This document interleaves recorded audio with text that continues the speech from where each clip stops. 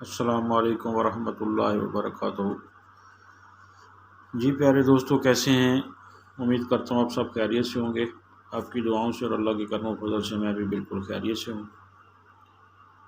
आज की मेरी ये वीडियो बनाने का मकसद सर्वे के मतलब कुछ बेसिक चीज़ें जानना है कि एक्चुअली सर्वे है क्या, इसका मकसद क्या है, इसकी टाइप्स क्या हैं और कौन कौन से टूल्स इसमें इस्तेमाल होते हैं। सर्वे करने के लिए जो इक्विपमेंट हैं वो कितनी टाइप के इस्तेमाल होते हैं और सर्वे के असूल क्या हैं। कुछ इस तरह की चीज़ें हम सीखने की कोशिश करेंगे और सेम टाइम में ऑटो लेवल के मतलब कुछ सीखने की कोशिश करेंगे। तो चलिए शुरू करते हैं। तो एक बेसिक क्वेश्चन है जो हर किसी के माइंड में आता है कि सर्वे है क्या।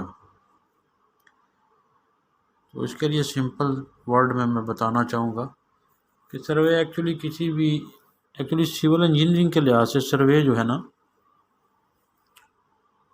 वो किसी भी इलाके की मालूमात इकट्ठी करना, उसके नशेब व फराज, उसकी डिटेल, उसमें क्या क्या है, उसको कलेक्ट करना और किसी पेपर पर ड्रा कर देना, एक पेपर की सूरत में, ड्राइंग की सूरत में उसको वाज़िया कर देना। इस अमल को सर्वे करना कहते हैं। और सर्वे के इस अमल को सर्वेइंग कहते हैं। जैसे कि कोई फॉर एग्ज़ाम्पल प्रोजेक्ट है, जैसे पाइपलाइन है, रोड है, बिल्डिंग है, तो डेफिनेटली कहीं किसी एरिया में, किसी जगह में बनेगी। तो जिस एरिया में बन रही है तो उसकी मालूमात इकट्ठी करना कि वो मेन रोड से कितना है, वो कौन सा एरिया है, उसकी लेंथ विड्थ क्या है, उसके इर्द गिर्द में क्या क्या एग्जिस्टिंग चीज़ें हैं,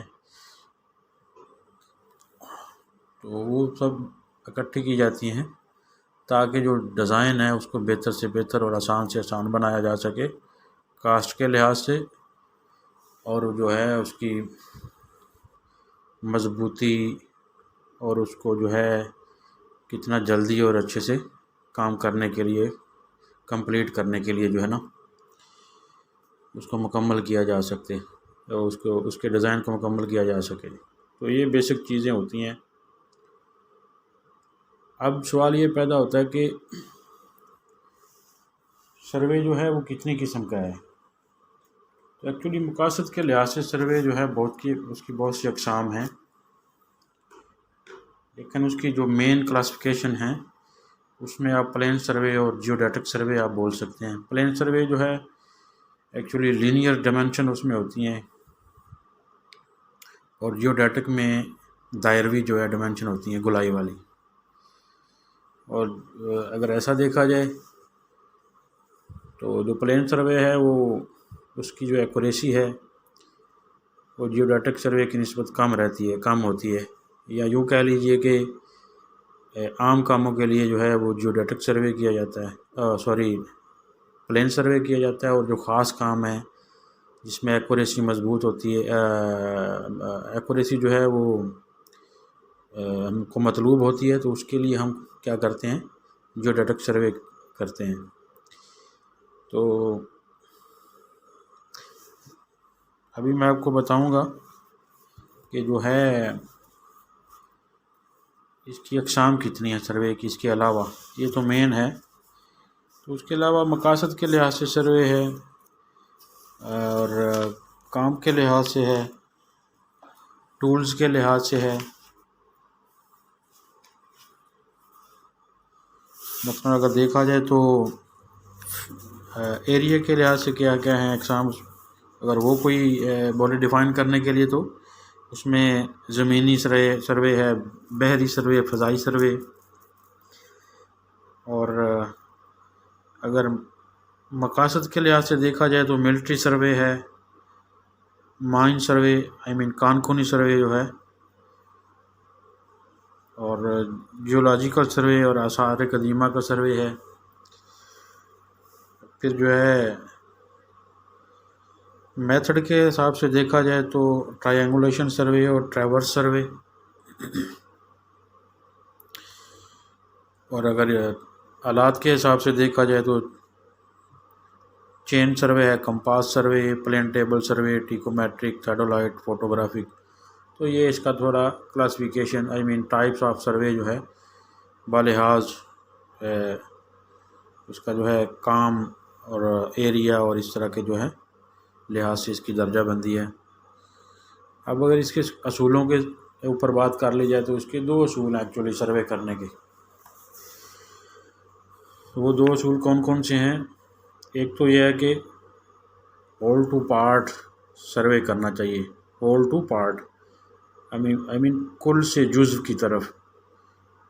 इसकी मैं आपको एग्जांपल देना चाहूँगा। जैसे हमको फॉर एग्जांपल अगर 50 किलोमीटर काम मिला है, रोड का है चाहे पाइपलाइन का है, तो हम उसके लिए क्या करेंगे? हमको उसको काम करने के लिए हमारे पास मेन रेफरेंस पॉइंट रहेंगे। वो हमें क्लाइंट की तरफ से मिलेंगे या मिनिस्ट्री की तरफ से। अब वो जो पॉइंट मेन है उनका जो है डिस्टेंस वो एक से दूसरे में ज़्यादा रहता है। समटाइम वो 10 किलोमीटर होता है। एक पॉइंट फॉर एग्जांपल इधर है और दूसरा 10 किलोमीटर दूरी पे है। इससे कम या ज़्यादा भी हो सकता है। तो इस तरह की जो है 50 किलोमीटर में हो सकता है आपके पास 5-6 पॉइंट हो या 10 पॉइंट हो मैक्सिमम। जबकि हमको जो टोटल स्टेशन से या जीपीएस से काम करना है या ऑटो लेवल से काम करना है फॉर एग्जांपल, तो उसके लिए हमको करीब पॉइंट चाहिए ताकि जो है उसको ऑब्ज़र्व किया जा सके, बैक साइड उसकी ली जा सके, सेटिंग की जा सके एक्यूरेसी के साथ। तो हम क्या करेंगे, पहले वो जो पॉइंट हमें दिए हुए हैं हम पहले उनकी आपस में जो है एक्यूरेसी चेक करेंगे, उसको क्लोज़ करेंगे। उसका डिफरेंस जो हमारे पास आएगा अकॉर्डिंग टू इंस्ट्रूमेंट जो हम यूज़ कर रहे हैं, और जो पैरामीटर वगैरह या जो जो ज़रूरी चीज़ें जो दी रहती हैं सर्वे के लिहाज से, वो इस्तेमाल करने पे हमारे पास हमें पता चल जाएगा कि इसमें कितना डिफरेंस है। फिर उस डिफरेंस को हम डिवाइड कर लेते हैं, एक लूप बना लेते हैं। जो भी डिफरेंस आता है उसको पूरे पॉइंटों पे डिवाइड कर लेते हैं। तो ये इसको बोलते हैं कुल से जुज़्व की तरफ। जो कुल था हम ज़्यादा से कम की तरफ आए हैं। अगर हम कम से ज़्यादा की तरफ जाते, जैसे ये पॉइंट तो थे हमारे पास, और हम शुरू कर देते अपने से पॉइंट बनाना और फिर इनको लास्ट में ऐसे पढ़ते जाते और जो है डिफरेंस निकालते, तो उसका जो है उसकी एक्यूरेसी या उसका जो है उसकी डिमेंशन वगैरह बनिस्बत कुल से जुज़्व की कम या ज़्यादा रहती, और ज़्यादातर ज़्यादा के ही चांस होते हैं। तो ये हो गया इसका पहला असूल। दूसरा इसका असूल होता है कि किसी भी नुक्ते को ज़ाहिर करने के लिए, पैमाइश उसकी जो है लेने के लिए 3 तरीके इस्तेमाल किए जाते हैं। वो 3 तरह से होता है। या तो 2 लाइनों की पैमाइश की जाए, ठीक है ना, और एक नुक्ते की अगर 2 लाइनों की पैमाइश की जाए तो उन दोनों के दरम्यान एक नुक्ता तो होता है लेकिन साथ में एक एंगल भी बनता है। और इसमें अब आपको मैं बताना ज़रूरी समझता हूँ क्योंकि अभी फिर मौका बात जो है सामने आ गई है। तो इसमें मैं आपको बताऊंगा कि एक सिंपल एंगल और बेरिंग एंगल में फ़र्क क्या होता है। बेरिंग और एंगल में फ़र्क क्या है। तो इस तरह 2 सादा लाइनों के मिलने से जो दायरा बनता है, जो ज़ाविया बनता है, उसको एंगल कहते हैं।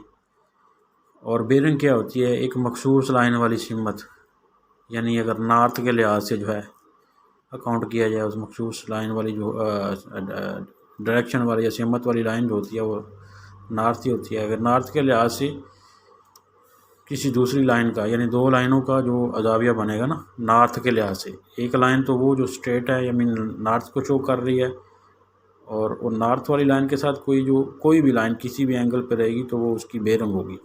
तो ये मखसूस सिमत वाली लाइन होगी, नॉर्थ वाली लाइन, उसको बेरिंग कहते हैं। ठीक है, नुक्ता तो उसका भी होता है क्योंकि 2 लाइनों के बीच में जहाँ 2 लाइनें मिलती हैं तो वो किसी ओरिजिन पे मिलती हैं। तो एक तो ये तरीका है कि किसी भी नुक्ते की पैमाइश ज़ाहिर करने के लिए 2 लाइनों का होना ज़रूरी है, या एक लाइन और एक एंगल का, या 2 एंगल का होना ज़रूरी है। ठीक है जी। तो ये था इसका जो प्रिंसिपल ऑफ सर्वे हैं। अब अगर बात कर ली जाए कि एंगल को मेजर करने वाले हमारे पास जो यूनिट है या जो इकाइयाँ हैं वो क्या हैं, तो वो हमारे पास 3 हैं। एक तो है डिग्री, दूसरा रेडियन और तीसरा ग्रेड। अब इनका आपस में जो है कनेक्शन भी होता है। आई मीन अगर डिग्री को रेडियन में चेंज करना है और रेडियन को डिग्री में, या रेडियन को ग्रेड में, या ग्रेड को डिग्री में, तो मैं आपको इसका थोड़ा तारफ़ करा देता हूँ, इसके बारे में बेसिक इन्फॉर्मेशन दे देता हूँ। एक जो दायरा है, एक सर्कल में 360 डिग्री होती है और हर डिग्री में 60 मिनट और हर मिनट में 60 सेकंड होते हैं। और अगर उसी दायरे में देखा जाए कि रेडियन कितना है, तो उसके लिहाज से एक दायरे को 2 पाई में तकसीम किया जाता है। ठीक हो गया। अगर देखा जाए कि 1 डिग्री इक्वल है रेडियन के, तो कितना रहेगा, तो 1 डिग्री जो है रेडियन के π/180 रहेगी, क्योंकि 2 पाई जो किया गया, यानी एक दायरे को का निस्फ जो है वो 2 पाई होता है।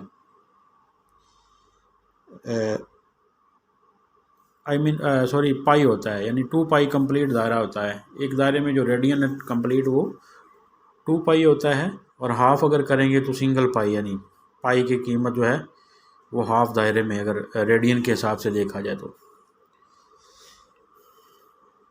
और अगर 1 डिग्री इक्वल रेडियन करना है तो फिर क्या होगा, π/180। तो अगर ग्रेड को देखा जाए तो एक दायरे में 400 ग्रेड होता है, और अगर 1 डिग्री इक्वल टू ग्रेड करेंगे तो वो रहेगा 1.11 समथिंग, जो है 1 डिग्री इक्वल ग्रेड रहेगा। ये था इस तरह कुछ बेसिक चीज़ें। अब हम इसके ऑटो लेवल के बारे में कुछ सीखने की कोशिश करेंगे। ये मेरे पास से भी ऑटो लेवल